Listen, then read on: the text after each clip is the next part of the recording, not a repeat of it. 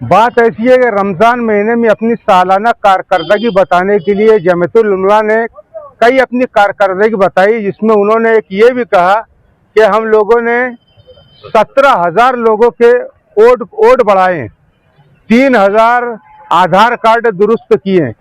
चूँकि ये सब काम सरकारी है, ये जमीयतुल उलमा से हमारा कुछ मतभेद नहीं है, लेकिन मजहबी ऑफिसों में बैठकर गैर कानूनी काम करना, अगर उन्होंने 17,000 लोगों के वोट बढ़ाए हैं तो किस आईडी पे बढ़ाए, जबकि कानूनन एक आईडी पर 6 ही वोट बढ़ाई जा सकती है।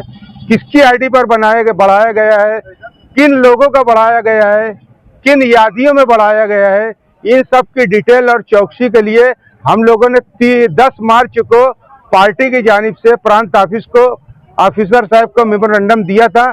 उसके बाद उन्होंने जमीयतुल उलमा को 2 मरतबा नोटिस दिया। हमारी मालूमात है तीसरी नोटिस भी दी जा चुकी है, लेकिन उसके बाद भी वो सरकारी नोटिसों का कोई जवाब नहीं दे रहे हैं।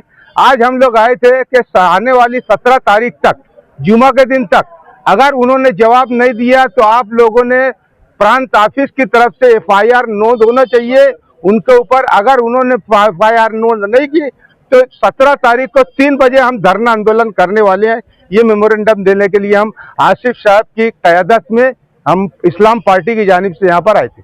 FIR किस पे दर्ज होना है? FIR किस पर दर्ज करना होगा? जमीयतुल जिन लोगों ने डिक्लेयर किया, जिम्मेदारी ली किया, हमने 17,000 कार्ड 17,000 लोग, तो उनके ऊपर, उस जगह के जिम्मेदारों के ऊपर, उन सभी लोगों के ऊपर FIR होना चाहिए। नहीं हुई तो हम आसिफ साहब की क़यादत में Islam party Indian secular largest assembly of Maharashtra की जानिब से 3 बजे 17 तारीख को जुमा के दिन हम यहाँ पर धरना आंदोलन करेंगे।